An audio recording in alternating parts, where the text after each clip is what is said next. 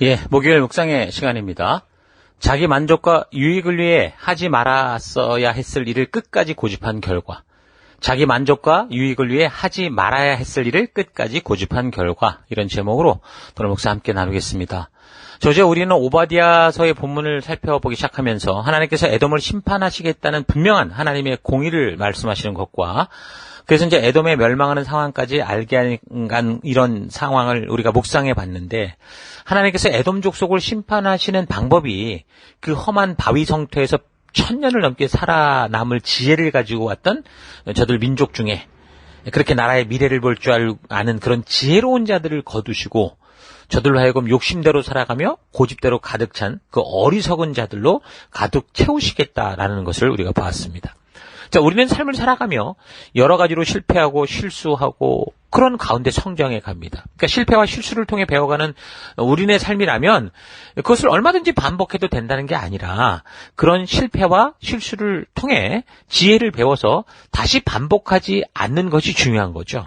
자, 그런데 그런 실패와 실수를 통해 바르게 배우고 깨달아야 하는 것을 온전하게 배우는 그런 지혜가 없다면 그런 인생이나 그런 나라, 그런 기업, 그런 공동체는 결국 몰락의 길로 가게 되는 겁니다.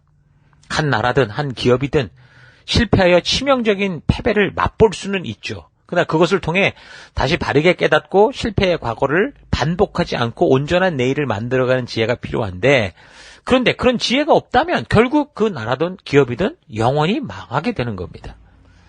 현재 이란이라는 이 나라는 이 과거 역사 속에서 페르시아 제국일 때 이제 곧 우리가 살피게 되지만 그야말로 인도로부터 이디오피아까지 그리고 소아시아 전체를 다스리던 진정한 초강국이었습니다. 근데 지금의 이란을 보십시오. 뭐 이렇게 말하기 어떨지 모르겠는데 별 볼 일 없는 나라가 되어 있습니다. 그러니까 페르시아의 시작도 보면은 사실 성경의 다니엘서를 볼 때 하나님의 역사로 말미암아 시작되는 것을 우리가 알 수 있어요. 해초리로 쓰여진 거예요. 그러니까 하나님을 저버리고 근데 분별 없이 우상숭배에 빠져버렸고 교만에 빠져버리고 나니까 그들 속에 이제 지혜자가 없어지죠. 그래서 승승장구한 나라들이 그 유럽까지 처음으로 쳐들어갔던 그런 나라들이 서방을 처음 침략했던 나라가 결국은 무너져가고 없어져 갑니다. 자, 그런데 반대로 유럽을 보십시오. 예수님이 태어날 무렵까지만 해도 북유럽 쪽에는 식인종이 살았었습니다. 당시 유럽 대륙은 그래서 제국, 야만 이런 게 뚜렷하게 구분되는 그런 사회였어요.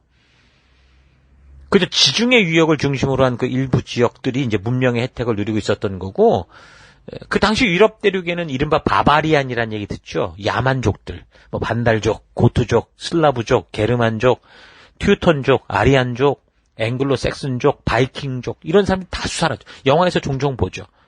볼 때마다 뭐 해적이고 산적이잖아요. 전부 무식했잖아요. 그런데 이제 결국은 그런 나라 속에 기독교가 들어가고 성경이 들어가니까 오늘날 우리가 배우는 이제 엄청난 예술과 학문과 과학과 철학이 바로 그 사회, 그 유럽 사회 속에서 다 꽃피었던 거 아닙니까? 그러니까 지혜자가 생기니까 그런 일이 생기더라는 거예요. 세계 역사를 볼 때 보편적으로 기독교 문화, 그러니까 성경이 들어갔던 나라들은 다 지혜롭게 돼서 비록 이제 그런 은혜를 누리고서도 그 결과는 뭐 인간의 죄성과 욕심으로 빠지긴다고 해도 어쨌든 그런 나라의 흔적으로 인권이 굉장히 중요한 나라가 되고 그리고 그런 나라들이 보통 시대를 주도하는 그런 나라들이 되더라는 거죠. 열광과 겨루면서 똑같이 대등하게 설 수 있는 그런 나라들로 서가는 걸 볼 수 있습니다. 그러니까 하나님의 말씀은 사람을 전인적인 사람이 되게 하는 그런 힘이 있어요. 그러니까 하나님이 창조하신 사람이기 때문에 가장 하나님이 창조하신 사람답게 되게 하는 게 바로 뭐냐면 하나님의 말씀이라고요. 지정의의 인격적 사람을 세우고 영, 혼, 육적으로 건강한 사람들을 세우는 그 힘이 어디 있냐? 말씀 속에 있는 거예요. 그래서 그 기독교 문화가 들어갈 때 항상 성경이 먼저 들어가죠. 성경의 가치를 따라가니까. 거기에 이제 그럼 교회가 당연히 들어가고 그럼 이제 학교가 들어가고 병원이 들어갑니다. 그러니까 우리나라의 선교사들이 와서 했던 일들을 우리가 아는 것처럼 뭐예요? 그들이 했던 일 교회 세우는 거, 교회 관련 학교를 세우는 거, 병원을 세운 거였어요. 지금 우리나라의 유명한 대학교, 유명한 병원 다 지금 그렇게 시작된 거 아닙니까? 여기 지금 스코처치 우리가 예배드리는 여기도 한국 선교하고 관련이 있어요. 한국으로 가는 최초의 호주 선교사를 안수했던 교회입니다. 어쨌든 그래서 그분은 일찍 가서 한국에 가셨다가 조선에 가셨다가 일찍 돌아가셨지만 그래도 이제 끊어지지 않고 호주의 선교사들이 파송되게 되는데 이 사람들이 경남, 마산, 부산 이런 등지에서 학교, 교회, 병원 이런 걸 세우면서 복음을 전했던 거예요. 그래서 1889년 처음 경남 지역에 들어가서 복음 전도를 시작으로 해서 교회, 학교, 병원을 세워서 그 경남 지역 선교와 신교육, 의료 이런 데 힘을 썼습니다. 그래서 부산 진교회, 수안교회, 문창교회, 그 일신 기독병원, 창신학교 이런 게 모두 그들의 이제 헌신적인 선교 활동으로 맺어진 아주 위대한 순종과 말씀대로 살아간 결과인 거죠. 그러니까 하나님의 말씀이 사람의 영혼육, 전인격을 제대로 세운 일을 했다라는 겁니다. 하나님의 말씀인 성경이 들어가니까 사람이 그 말씀을 통해 지혜롭게 되고 그러니까 문명이 발전되고 그 나라와 사회의 의식구조가 변화돼서 비록 발전에 따른 여러 가지 문제들도 드러나지만 그래도 사람으로 살만한 것이 되도록 성장하게 되는 거예요. 그러니까 하나님의 말씀이 들어가야 진정한 회복이 일어난다고요. 그 사회가 변화된다고요. 그래서 하나님께서는 그 백성들에게 마술적인 힘을 주는 게 아니라 말씀, 지혜를 주셔서 승리하게 하시는 분이십니다. 그렇지 않아도 이 세상에는 미신, 샤머니즘 이런 게 늘 있었어요. 그러니까 사람이 아플 때 의학이 발전되지 않은 시대에 보면 신비한 힘을 통해 치병을 치유를 시도한다던가 또는 접신 같은 걸 통해서 미래의 불안한 일들을 알고자 했던 그런 시도들이 있었죠. 그래서 웬만한 민족, 부족, 시족 단위 속에 전부 항상 이 무당, 샤만 같은 존재들이 있어서 늘 그런 이상한 짓들을 해왔었습니다. 하나님을 떠난 자들이 뭔가 하나님을 향해야 된다는 걸 아는데 그게 뭔지 모르니까 자꾸 욕심대로 갔던 거죠. 그러니까 하나님을 부정하고 살아온 인류들이 온 세계로 퍼져 나가면서 이런 현상들이 나타나서 점점 이제 하나님을 잊고 말씀을 잊은 거죠. 그러나 그 인간의 DNA 안에는 분명 하나님이 창조하신 창조의 섭리들이 있기 때문에 저들이 행하는 그런 하나님을 찾겠다고 하는 그런 뭔가 갈급한 행위들이 미신으로 샤머니즘으로 이렇게 존재했던 거예요. 그런데 하나님께서 그 백성들에게 하나님의 하나님 되심을 알게 하려고 이 세상의 샤머니즘과 미신으로 흉내내지 못하는 그런 신비한 능력을 가지고 저들에게 설득하려고 하겠습니까? 아니죠. 그게 하나님을 몰라서 생긴 일들인데 몰라서 생긴 일들을 갖고 또 할 필요가 없잖아요. 그렇게 해서는 안 되잖아요. 그래서 하나님을 잊고 하나님의 법도와 규례와 명령을 잊고 살아가기엔 생긴 이런 미신 숭배의 세상이기 때문에 하나님은 결국은 진정으로 하나님 누구신지를 보여준 계시를 통해 하나님의 말씀을 통해 하나님이 누구신지를 알리시는 거예요. 그래서 하나님은 하나님께 금은보화, 표적과 이적, 신비한 힘을 구하지 말고 여러분 지혜를 구해라 그렇게 말합니다. 야고보서 1장 5절 너희 중에 누구든지 지혜가 부족하거든 모든 사람에게 후히 주시고 꾸짖지 아니하시는 하나님께 구하라 그리하면 주시리라. 어느 부모가 지혜 달라고 하는데 무식하게 살아 그렇게 하겠습니까? 하나님은 우리 아버지세요. 그래서 당신의 자녀들이 이상한 신비적인 힘을 구하기보다 창조주의 지혜를 구할 때 하나님의 마음을 구할 때 그 하나님의 자녀들이 진정한 창조의 섭리를 따라 승리할 수 있는 하나님의 지혜 하나님의 그 뜻 하나님의 마음을 보여주시는 거예요. 그러므로 성도들은 하나님께 무슨 신비한 능력을 구하고 그런 게 아니고 마치 무슨 특별한 힘이 있는 존재처럼 사람들에게 주목받고 드러나고 이런 존재가 되려고 하는 게 아니고 하나님 주신 창조의 섭리를 따라 하나님 나라 백성답게 살기 위해 하나님의 지혜가 담긴 말씀을 읽으며 그 하나님의 법도와 규례와 명령의 말씀을 바르게 깨닫는 그런 지혜를 구하는 삶을 살아가야 됩니다. 얼마 전 전 세계가 코로나 바이러스로 인해서 너무도 큰 어려운 일을 겪었는데 하나님께서 우리들에게 지혜를 주셔서 이런 바이러스가 발생한 이유들을 바르게 파악하고 그래서 그것을 막을 수 있는 온전한 백신을 만들 수 있어서 이런 사태들이 그래도 빨리 종식되고 그래서 이제 몇 년이 지난 지금 우리는 하나님 주신 일상의 축복으로 되돌아와 살고 있잖아요. 그러니까 이런 기회를 통해 우리가 그동안 당연하게 누렸던 것들이 얼마나 귀중하고 소중한 하나님의 축복의 결과였는가라는 걸 새삼 되새기고 또한 그렇게도 똑똑해 보이는 인간들도 이런 바이러스 하나에 대책 없이 쩔쩔매는 존재가 될 수밖에 없고 모두가 집에서 움직이면 안 될 정도로 불안해하고 당황하는 연약한 한계가 있는 존재라는 걸 깊이 우리가 깨닫고 이것을 잊지 않기를 바랍니다. 그래서 모두가 진정으로 하나님의 하나님 되심을 온전히 보는 기회가 되기를 바라고 그래서 우리가 이 현실의 사태를 위해 기도할 때 이 온 우주의 창조주가 되신 우리 하나님께 지혜를 구하고 하나님께 기도하고 하나님의 길로 나아가는 우리가 되기를 바랍니다. 8절 나 주가 말한다. 그날에는 내가 에돔에서 슬기로운 사람을 다 없애고 에서의 방방곡곡에 지혜 있는 사람들을 남겨두지 않겠다. 그러니까 이 말씀은 에돔 족속들이 페트라와 같은 돌덩이 속에서도 지혜자가 있는 때는 어땠어요? 1000년이 넘도록 그렇게 살아왔는데 이제 저들의 지혜자들이 없어지고 어리석은 사람들이 인도를 하게 되니까 아주 짧은 시간에 에돔이 망해갈 거다라는 걸 분명하게 경고하고 알리시는 거예요. 그리고 이 하나님의 심판의 말씀은 말씀 그대로 성취됐어요. 지금 역사 속에서 에돔의 자손은 완전히 망하고 흔적도 없습니다. 반대로 항상 약탈당하기만 했던 이스라엘은 그 말씀을 바르게 붙들지도 못했지만 그래도 결국에는 이 말씀을 붙든 이스라엘은 지금 보세요. 지금 예루살렘이나 텔아비브 같은 데 보십시오.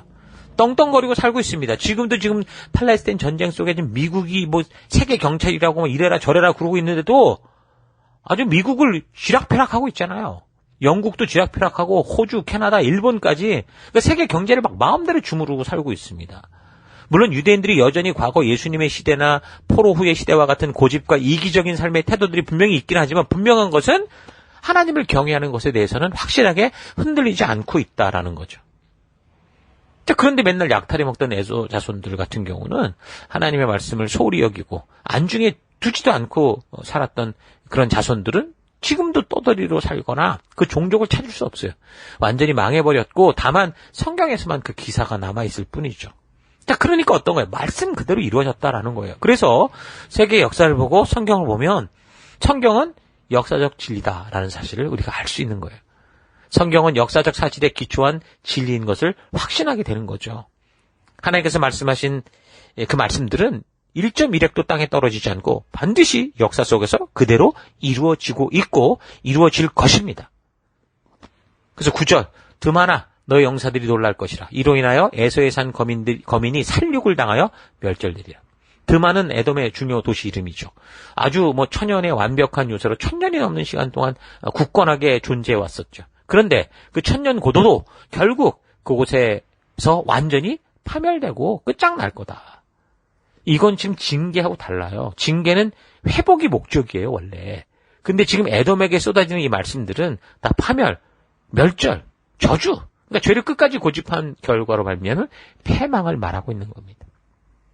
그럼 도대체 무슨 죄를 에서 자손들이 지었기에 멸절되느냐라는 걸 10절부터 얘기를 하는데 1장 10절 네가 너의 형제 야곱에게 행한 포악으로 말미암아 부끄러움을 당하고 영원히 멸절되리라. 처음 말했던 것처럼 형제 민족 되는 야곱 자손들에게 행한 포악, 몹시 잔인하고 난폭했던 것으로 인해 망한다는 거예요. 하나님은 에돔 족속을 형제 국가라고 해서 이스라엘이 그 가나안 정복 전쟁을 할 때도 절대 싸우지 말고 건드리지 말라고 배려를 해오셨단 말입니다. 근데 에돔 족속은 그렇지 않았어요. 1장 11절 네가 멀리 섰던 날 곧 이방인이 그의 재물을 빼앗아가며 외국인이 그의 성문에 들어가서 예루살렘을 얻기 위해 제비 뽑던 날에 너도 그들 중 한 사람 같았다. 그러니까 이 구절에 대한 이제 해석이 달라서 어느 시기냐 이런 얘기가 나오는데 분명한 것은 이 에돔 족속들이 어쨌든 이스라엘 족속들의 곤란한 시기에 그 곤란함을 이용해서 망해먹게 하는 것에 앞장서서 나갔다. 침략자들의 앞잡이가 됐다라는 거죠. 하나님은 그 에돔 족속을 돌봐왔고 보호했고 지키고 계셨는데 저들은 오히려 하나님께 칼을 들었다라는 거예요. 그래서 뭐라고 말합니까? 12절 네가 형제의 날 곧 그 재앙의 날에 방관할 것이 아니고 유다 자손이 패망하는 날에 기뻐할 것이 아니며 그 고난의 날에 네가 입을 크게 벌릴 것이 아니며 내 백성이 환난을 당하는 날에 네가 그 성문에 들어가지 않을 것이며 환난을 당하는 날에 네가 그 고난을 방관하지 않을 것이며 환난을 당하는 날에 내가 그 재물에 손을 대지 않을 것이며 내 거리에 서서 그 도망하는 자를 막지 않을 것이며 고난의 날에 그 남은 자를 원수에게 넘기지 않을 것이니라. 이건 지금 이렇게 해라라는 예언의 얘기를 말하는 게 아니라 좀 헷갈리는데 영어로 보면 you should not 이렇게 나오죠. 분명히. 해서는 안 되는 거였다라는 거예요. 그러니까 형제의 고통을 방관하고 구경하고 오히려 더 조롱하고 저주하는 그런 짓들을 하지 말았어야 됐다는 거예요. 형제인 이스라엘의 다른 민족이 쳐들어와서 지금 그 군대와 싸우느라고 정신이 없고 성한 것이 없는데 이 에서 족속들이 와서 그 이스라엘을 돕는 게 아니라 더 약탈하고 남은 것들을 다 빼앗는 짓을 하지 말았어야 됐다라는 거예요. 이스라엘이 싸움 중에 쫓겨서 도망을 치면 도와주는 게 아니라 그 도망한 사람을 막아섰고 오히려 그 사람들을 잡아다 원수에게 잡혀 죽게 만들었고 이런 짓들을 하지 말았어야 되는 거죠. 저는 이 오바댜서를 읽을 때마다 자꾸 생각나는 건 지금 중국이요.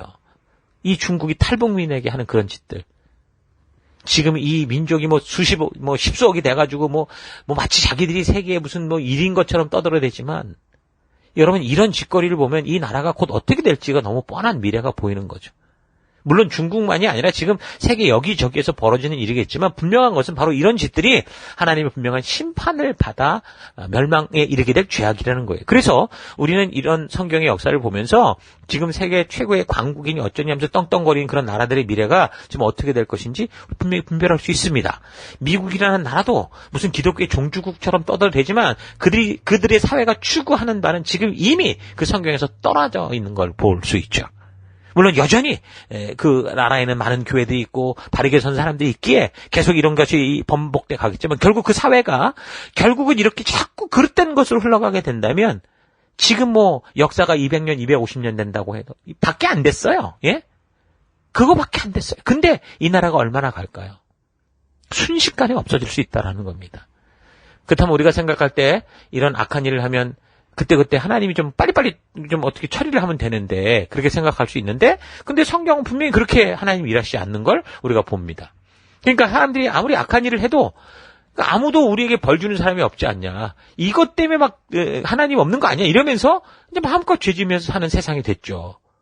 하나님께서 죄에 대해서 즉각적으로 징계를 하지 않는다는 그 이유 때문에 인생들이 죄를 범한 데 있어 이제 담대해요. 저도 예전에 어릴 때는 뭔가 잘못하면 큰일 나는 줄 알았거든요. 정말 천둥이 내려쳐 죽는 줄 알았었어요. 근데 이제 보니까 그게 아닌 거예요. 내가 조금 예전에는 잘못한 것은 늘 회개하고 그랬는데 그렇지 않고 대충 넘어가고 이래도 별일 없더라고요. 그러다 보니까 나도 모르는 사이 어느 순간인가 하나님의 말씀의 가치가 내 삶의 어떤 길이 되는 게 아니라 그냥 구차름이 되는 거를 많이 봤었습니다. 참 이게 근데 이 하나님의 은혜라는 거예요. 내가 지금 못되게 사는 게 은혜라는 게 아니라 지금 하나님이 이런 악을 볼 때 즉각적으로 심판하시지 않고 지금 참아주시는 거거든요. 몇십 년, 몇백 년, 심지어 천년간. 그래서 이제 요나나 하박국 선지자 같은 사람들이 선지자면서도 이것 때문에 하나님께 항의하고 덤벼들고 이랬었잖아요. 왜 하나님이 즉각적으로 심판하지 않으시는가? 여러분 생각해보세요. 하나님이 죄를 지을 때마다 그 순간 그냥 번개를 내리쳐가지고 사람 다 태워 죽인다고 하면 그럼 죄를 못 지을 텐데 하나님 왜 그렇게 안 하실까? 생각해보세요. 하나님께서 만약에 그렇게 하신다면 이 지구상에 살아남을 사람이 누가 있겠습니까? 죄를 지을 때마다 즉각적으로 하나님이 심판하신다면 나부터 이미 죽었을 거예요. 그러니까 어제도 우리가 이사야 선지자를 통해 말씀하는 걸 살폈듯이 하나님은 죄인을 위해서라기보다 하나님의 뜻을 따라 끝까지 열방의 제사장으로 하나님의 백성답게 살고자 서는 사람들을 위해 오래 참으시는 거예요. 하나님을 경외하는 사람들이 있어야 하나님을 모욕하고 외면하고 욕심 따라 고집을 피우며 지옥으로 가는 그 백성들을 구원할 수 있잖아요. 선한 사람들이 당하고 악한 일들이 벌어진다고 해서 하나님이 안 계시는 겁니까? 그렇지 않습니다. 그렇다면 하나님께서 이런 일을 모르고 계시거나 방관하십니까? 그렇지 않습니다. 오히려 하나님은 자유의지를 지닌 사람들이 회개하고 돌아서기를 끝까지 안타까운 마음으로 기다리고 또한 이 하나님과 언약을 맺을 백성들이 그 어둡고 험한 세상 속에서 끝까지 빛을 밝히며 하나님을 만나게 되는 그 심판의 자리에 이르기까지 온전한 길이 되어주시기를 간절히 바라시는 거예요. 그래서 에돔을 향한 심판이 그동안 1000년이 넘도록 미루어져 온 거죠. 하나님은 미뤘고 또 미뤘는데 결국은 이런 날이 오는 거예요. 하나님은 바르게 돌아오기를 기다리셨지만 결국 저들의 고집과 욕망, 욕심이 심판의 끝을 향해 가게 된 거죠. 자, 이런 사실 잊지 마시고 오늘 우리가 잘못을 하고도 멀쩡하다고 해서 내가 내 마음대로 살아가도 된다고 생각하며 부르신 길에서 떠나 마음대로 살아가는 그런 삶이 아니라 코람도의 의식을 가지고 하나님께서 우리를 인도하시는 그 길을 따라 믿음으로 부지런히 끝까지 한 걸음 한 걸음 걷는 여러분과 내가 되기를 바랍니다. 자, 오늘 하루 나는 내가 보냄을 받은 삶의 터 곳곳에서 하나님 주신 말씀의 가치를 따라 살아가며 참된 생명의 길을 알리는 사명대로 살아가기보다 세상에 많은 사람들이 살아가는 삶을 흉내내고 적극적으로 그런 삶과 어울려서 저들 사이에서 인싸가 되려고 그렇게 살아왔는지, 아니면 비록 저들에게 아싸라는 소리를 들어도 하나님께서 나를 부르신 그 부르심의 의미와 존재의 이유를 알기에 친한 친구와 공동체 전체가 다 같이 추구하고 소중히 여기며 살아간다고 해도 하나님의 가치가 아니라면 기꺼이 그런 사회 속에서 인싸가 되기보다 아싸가 되는 것을 두려워하지 않고 하나님과 맺은 열방의 제사장으로 거룩한 성도로서의 길을 걸어왔는지 차분히 생각해 보시기 바랍니다. 에돔의 멸망의 이유는 같은 아브라함의 후예, 믿음으로 살아가는 후예였음에도 세상의 유행과 흐름에 함께 휩쓸려 살아오며 세상의 가치를 따라 끝까지 고집하며 살아왔다는 거죠. 세상에서 인싸가 되기 위해 하나님의 뜻을 적극적으로 거절했고 불순종의 길을 걸었기 때문입니다. 그러니까 우리나라 판소리에 나오는 놀부가 하던 그 짓을 그대로 했다고 보면 돼요. 하나님께서 그 길이 아니라고 말씀하며 1000년을 지금 기다려 주셨음에도 불구하고 끝까지 자기의 만족과 유익을 위해 하지 말았어야 할 일을 했던 그것 때문에 결국은 순식간에 몰락의 순간까지 갔다는 거죠. 이 세상에서 소위 인싸라고 하는 사람들과 어울리며 저들이 입는 것과 먹는 것과 즐기는 것과 추구하는 것들을 따라 살아가는 게 당장 이 시대 속에서는 주목받는 사람이 되고 그럴듯해 보이는 사람들, 많은 사람들과 어울리고 적당한 재미와 즐거움을 맛볼 수 있을지 모르지만 만약 그 길이 하나님이 인도하시는 길이 아니라면 성경의 역사에 화려하게 등장하여 이 세계를 주름잡는 것 같았지만 결국 흔적도 없이 사라져가는 그런 나라들의 삶과 다를 바가 없는 거죠. 모두가 하나님의 뜻이 아닌 자신의 만족과 유익을 위해 살아가는 이 세상에서 인싸가 된다는 것은 분명 하나님의 뜻대로 살아감으로 얻은 결과가 아니고 적극적으로 이 세속의 가치를 따라 산 결과요, 저들보다 더 앞서 하나님의 뜻이 아닌 이런 일을 추구해 왔기에 얻은 결과일 겁니다. 그러므로 에돔과 같이 믿음의 조상 아브라함의 후손으로 태어나서 세상의 가치에 휩쓸려 저들이 살아가는 가치를 세상을 흉내내고 고집하다가 몰락으로 가는 인생이 아니라 하나님 주신 하나님의 나라의 가치를 따라 믿음으로 기꺼이 그 길을 걷는 참된 믿음의 용기를 지닌 순종의 삶을 살아가는 여러분 될 수 있기를 주의 이름으로 축원합니다. 오늘 하루도 힘내십시오. 잠시 기도하겠습니다. 하나님은 우리를 이 세상의 빛과 소금으로 보내셔서 우리로 하여금 어두움을 밝히는 빛이 되게 하셨는데 그 빛으로 어둠을 몰아내기보다 오히려 빛을 잃고 어둠을 따라 살아온 삶을 회개합니다. 단지 죄악이라고 생각하는 것을 멀리하고 있다는 것이 의로운 게 아니라 하나님의 말씀의 가치와 사명을 따라 적극적으로 살아가는 삶이 의로운 삶이다라는 거 잊지 않고 아는 것에만 머무는 그런 인생이 아니라 삶의 현장에서 아는 것처럼 실천하고 순종하는 삶 살아가는 내가 되기 원합니다. 이 세상에서 아싸가 된다고 해도 우리에게 주신 하나님의 백성의 가치를 따라 온전한 생명을 변화시키는 누룩이 되어 나를 보내신 삶의 더 곳곳에서 참된 언약의 길을 걸어가는 내가 되기를 원합니다. 나의 만족과 유익을 위해 하지 말았어야 할 일들을 계속 고집하고 있는 그런 삶이 아니라 기꺼이 버리고 주의 부르심 따라 걷는 오늘 하루 주의 길을 걷기 원하고 함께함을 감사드리며 예수님 이름으로 기도했습니다. 아멘.